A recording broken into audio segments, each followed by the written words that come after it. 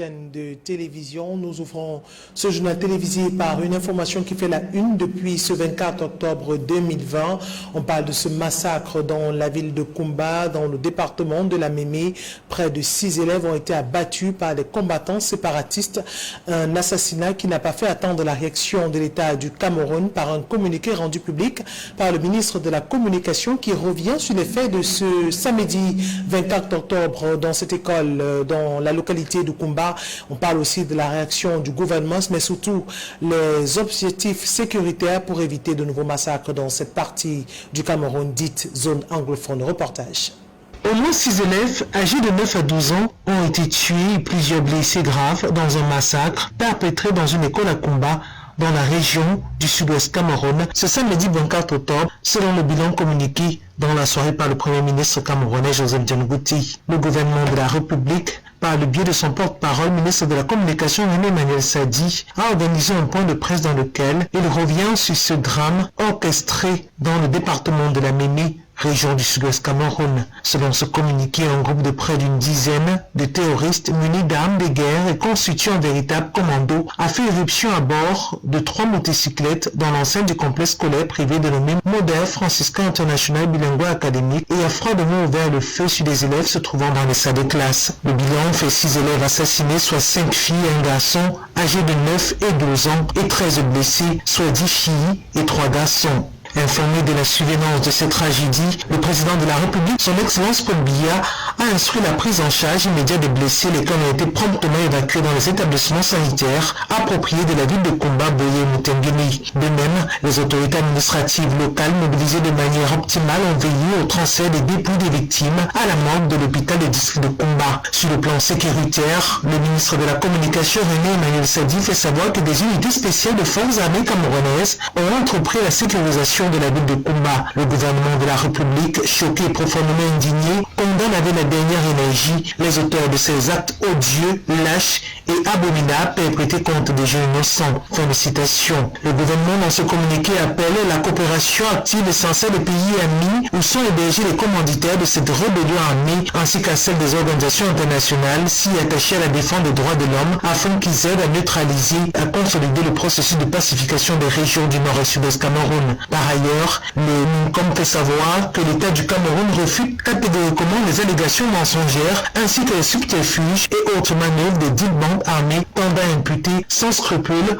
aux forces de défense camerounaises et de sécurité ces atrocités perpétrées dans la ville de Koumba. Suite à cette situation tragique, le Premier ministre Joseph Dione-Ngouti, chef du gouvernement, sur haute instruction du président de la République, a décidé de l'envoi d'une délégation interministérielle à Koumba pour témoigner aux familles éprouvées le réconfort, la solidarité et le soutien du gouvernement de la République et de l'ensemble du peuple camerounais. Le ministre délégué à la présidence chargé de la défense a instruit aussi en liaison avec les autres services concernés de diligenter une enquête afin de déterminer les circonstances exactes de cette attaque et de rechercher activement les coupables afin qu'ils répondent de leurs actes devant la justice camerounaise.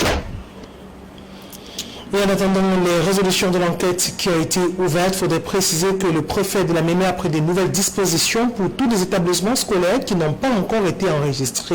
Il a parlé à tous ces propriétaires dirigeants de ces établissements scolaires non enregistrés privés de se rapprocher des autorités sécuritaires pour leur prévention mais surtout la sécurité. Et on s'intéresse à autre chose, cette fois-ci de route avec les populations de Mélan dans le département du Mongo qui ont une bonne nouvelle. Il s'agit de la réhabilitation de la route numéro 1 reliant l'entrée principale au commissariat et camp fonctionnaire qui a été livré pour le bonheur des usagers. On parle bien sûr de ce tronçon routier qui a été réhabilité par le maire de Mélan pour améliorer les conditions de vie des populations. Les précisions de Jean-Jacques Mayena et Château-Anne Vallon. Ça circule désormais aisément sur le tronçon routier entre le commissariat spécial et le lieu du camp fonctionnaire à Mélan, dans le département du Mongo. Autrefois impraticable, tout un capharnaüm avec des nids de poules, des crevasses et autres bourbiers qui dictait la loi en grammaire. Cet axe routier du quartier 1 fait dorénavant la fierté des populations de Mélan. Tout route qui n'est pas bitumée doit, n'est-ce pas, être un obstacle en termes de circulation. Si ce n'est pas la boue, ce n'est pas de la boue, c'est de la poussière. Donc aujourd'hui, on n'aura plus de problème de saison. En toute saison, on pourra entrer au quartier sans difficulté. Je vous remercie beaucoup et je remercie beaucoup monsieur le maire parce que depuis que ces travaux sont là, c'est l'enthousiasme pour tout le quartier. Tout à l'heure, vous avez demandé pour l'entretien. Je commence par l'entretien.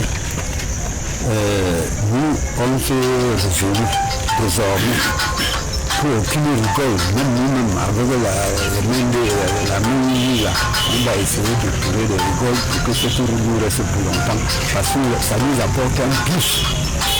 Un relooking de la voirie urbaine, œuvre de l'exécutif communal de Mélon, qui s'inscrit dans le cadre des objectifs dévolus aux collectivités territoriales décentralisées, notamment l'amélioration du cadre de vie des populations. Avant mon intégration dans ce quartier, même le vélo ne passait pas là où nous y sommes. Nous avions, au fur et à mesure que les années passent, travaillé cette route et pour éradiquer complètement la boue, pour sortir ces mamans de la misère.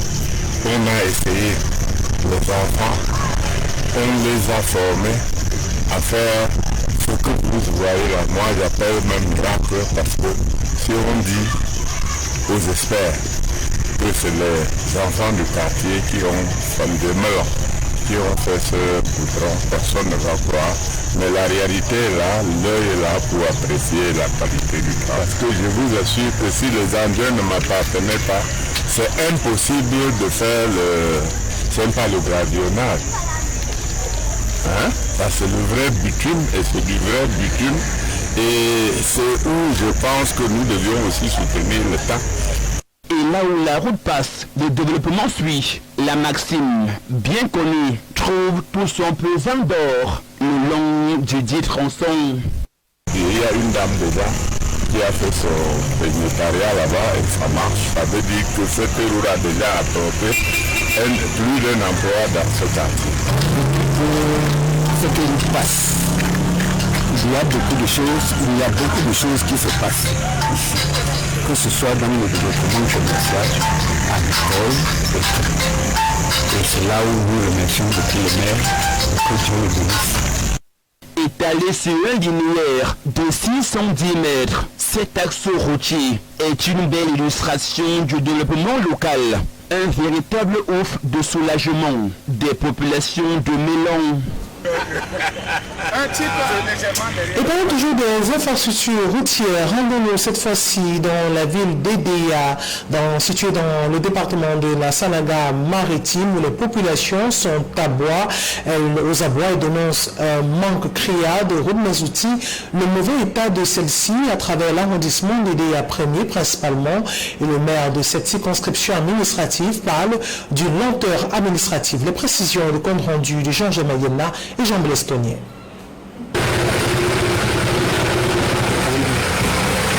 Les axes routiers Carrefour Jamaïque, plateau administratif, ancien camp fonctionnaire, le rond-point parquet, Carrefour École du Centre et la route partant du lieu dit ancien Cabanon, Carrefour Pongo Fin Goudron, jusqu'à Béon, une petite bourgade léchée dans l'arrondissement d'Edéa premier, sont de belles illustrations qui le démontrent à suffisance. La ville d'Edéa, dans le chef-lieu du département de la Sanaga maritime, a véritablement maille à partir avec ses infrastructures routières. Les routes sont en très mauvais état.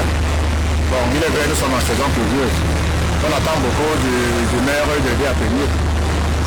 Il essaie de faire quelque chose, parce que la population souffre énormément. Les routes d'Edéa sont désenclavées. Nous préférons de revenir aux années 60 avec les blancs que de rester ici avec la situation actuelle, les gouvernants qui ne font rien.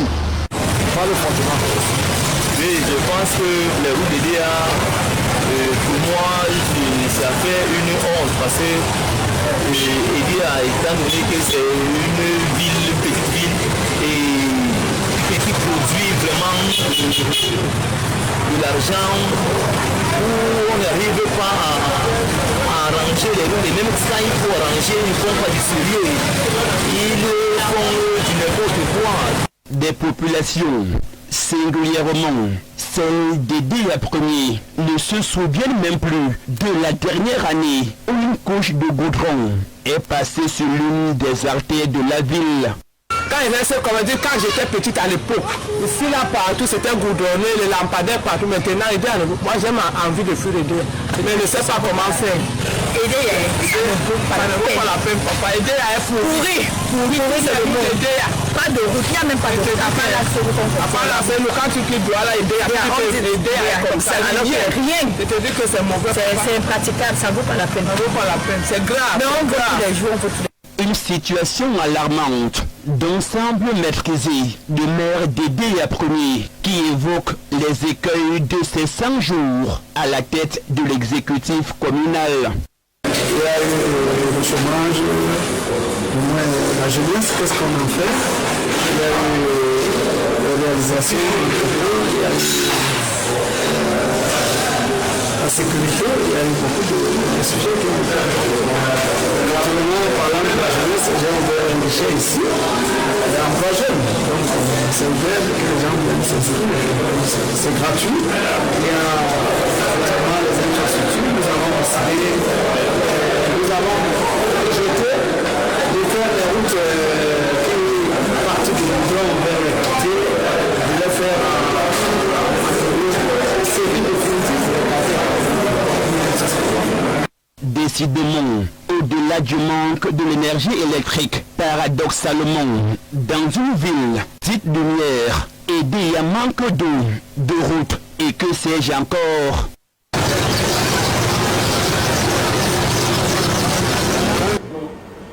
Et puis préparatif du CHAN et de la Coupe d'Afrique des Nations 2020 au Cameroun, le ministre en charge des Transports, Galais Bibéré, a procédé à la visite du matériel de modernisation et à la pointe de la technologie au sein de l'aéroport international de Douala.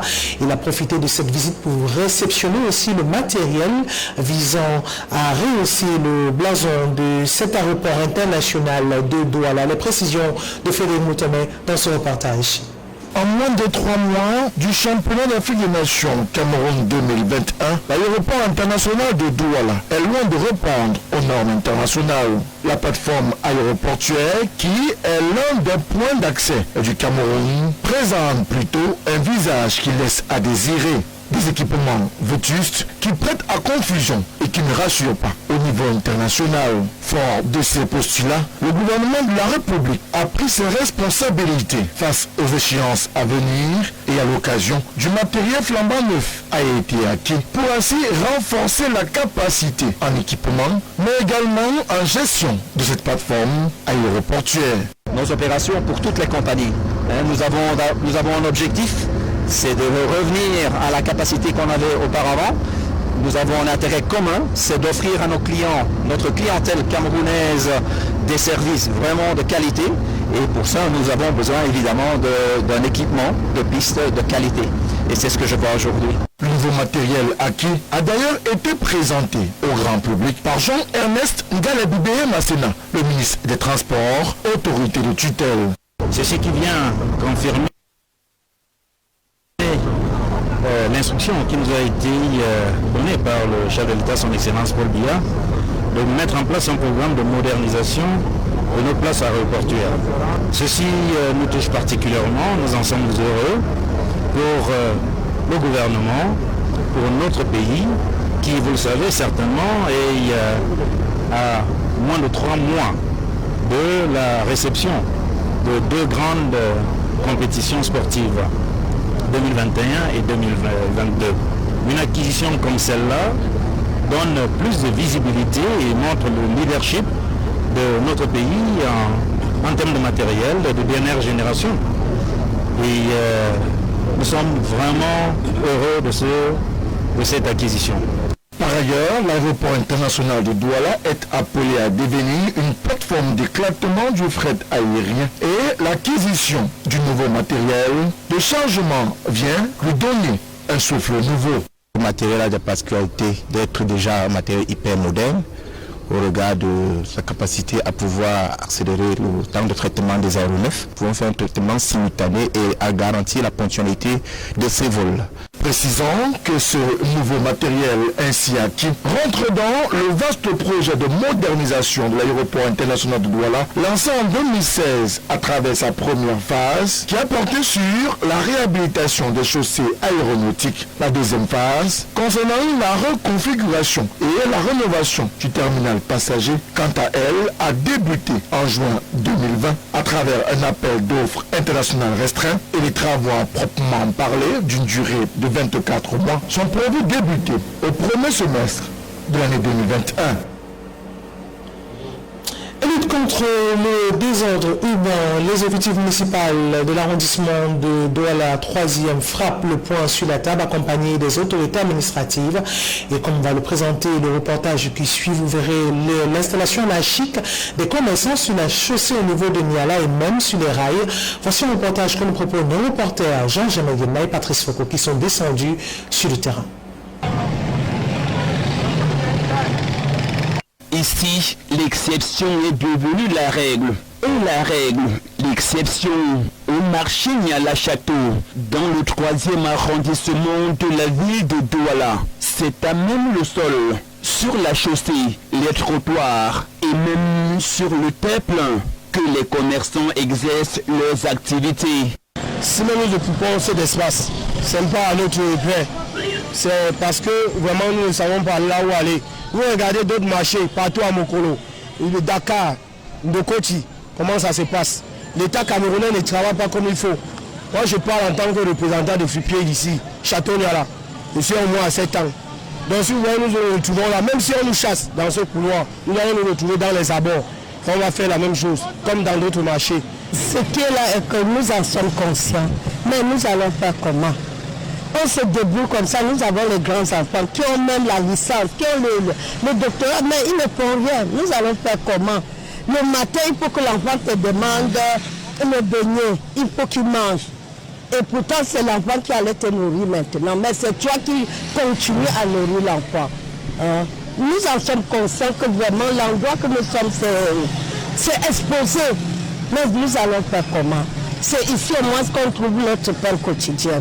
Dans notre pays, on ne pense pas au bas peuple. Il y a d'abord ça qui fait problème. Le gouvernement de ce pays n'a jamais pensé à celui qui est au fond du village là-bas, il ne veut pas savoir comment il vit.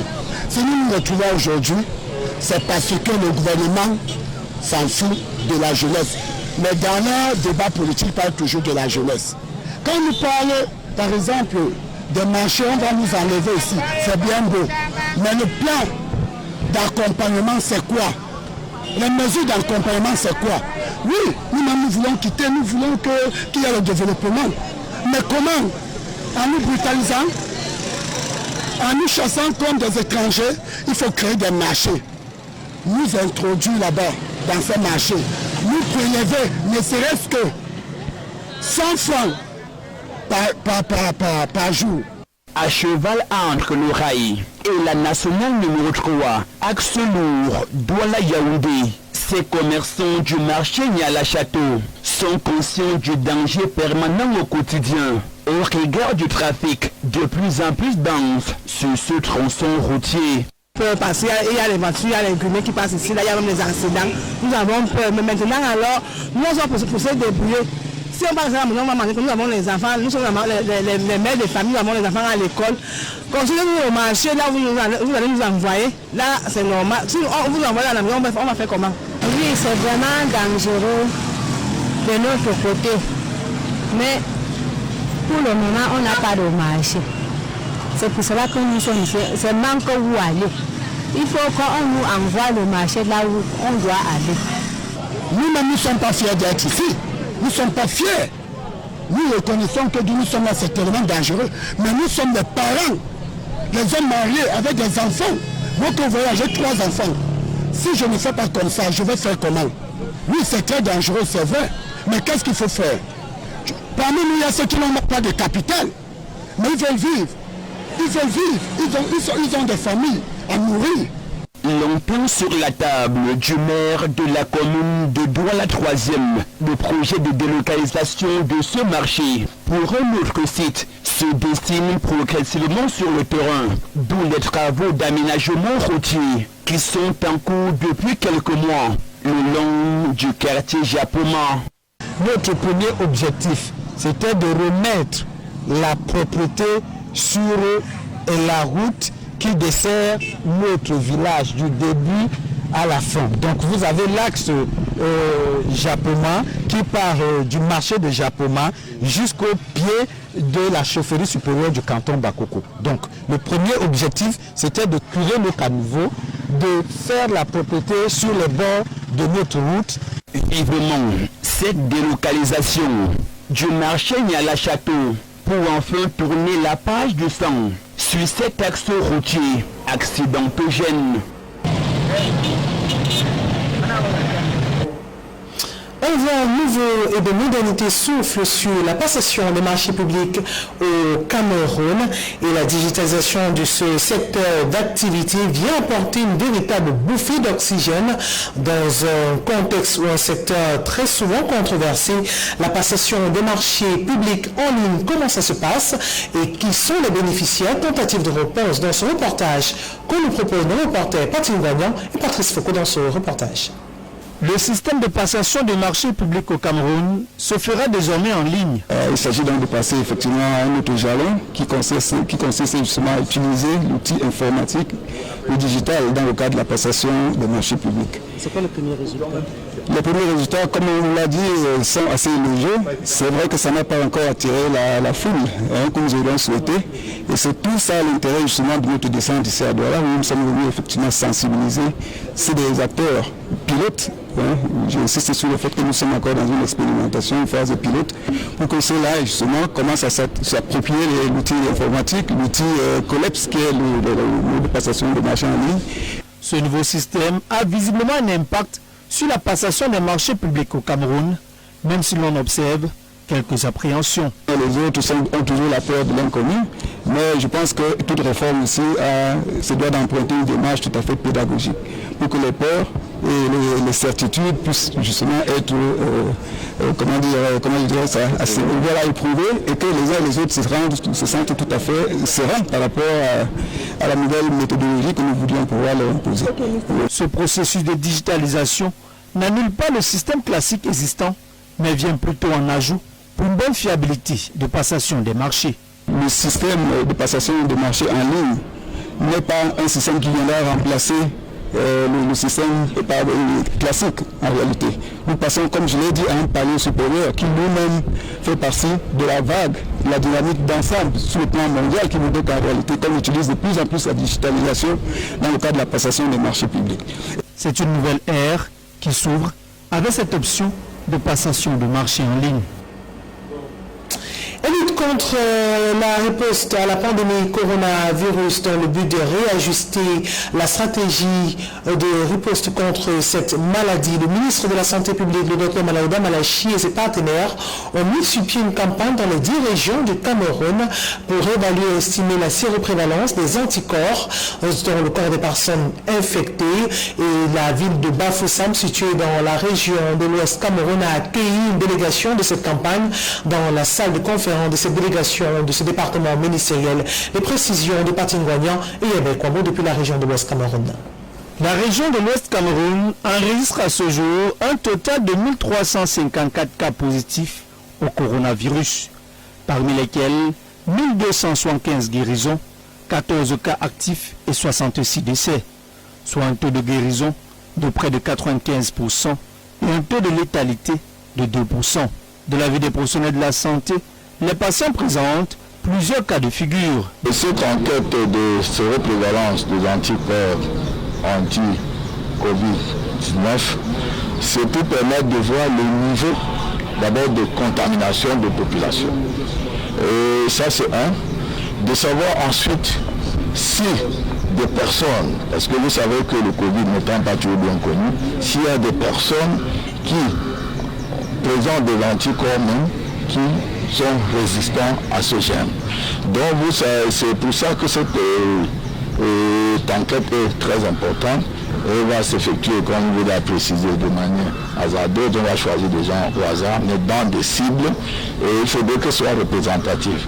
Pour qu'on voit, en fonction des tranches d'âge, des types d'activités, des personnes, des lieux de localisation de ces personnes-là, toutes ces personnes qui ont été en contact avec ce virus. Il est donc question pour le ministre de la Santé publique et ses partenaires au développement, à travers une enquête, d'estimer la séroprévalence du coronavirus chez l'enfant et l'adulte. Et il y aura des enquêteurs et les mobilisateurs communautaires qui vont approcher les populations et les expliquer l'importance de cette enquête.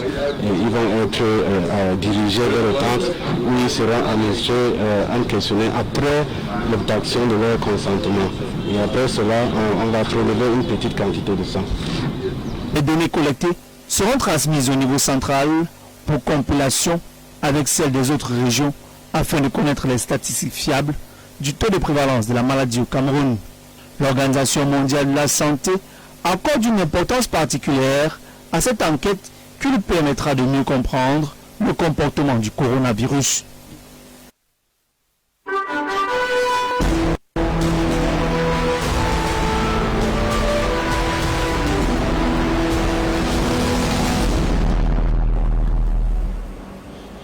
Et dans cette page internationale, l'ambassade de France en Turquie rappelée après une nouvelle attaque du président Erdogan. France 24. Alors qu'Emmanuel Macron a déclaré la guerre contre ce qu'il nomme le séparatisme islamiste en France, le président turc lui a lancé une nouvelle attaque cinglante en réponse ce samedi lors d'un congrès régional de son parti. Zihinsel noktada bir tedaviye ihtiyacı var. İnanç hürriyetinden, inanç özgürlüğünden anlamayan ve kendi ülkesinde yaşayan milyonlarca farklı inanç mensubu insanlara bu şekilde davranan bir devlet başkanına başka ne denilebilir? L'Élysée a mis moins d'une heure à répondre aux propos de Recep Tayyip Erdogan.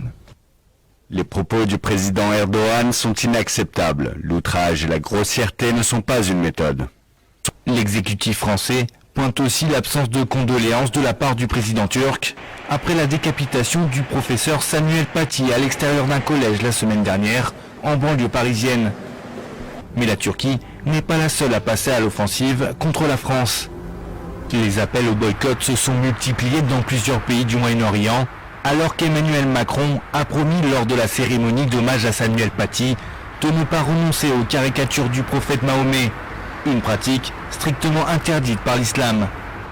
Parmi les États qui ont rejoint la fronde, la Jordanie, l'Iran, mais aussi le Qatar. Certains magasins qataris ont décidé de retirer les produits français des rayons, comme au Koweït, où près de 430 agences de voyage ont également suspendu les réservations de vol vers la France. Et c'est la fin de ce journal télévisé sur votre chaîne de télévision. Retrouvez l'actualité ce lundi dans le cadre de votre émission matinale Cocorico à 7h55. À 13h, le journal de la mi-journée présenté par Zobel Apollonien. Bon, au 19h45, le grand format de l'édition présenté par Marie Praxet. Tout le ce jour, c'est de passer une excellente soirée à l'écoute de nos programmes qui se poursuivent. Au revoir à tous.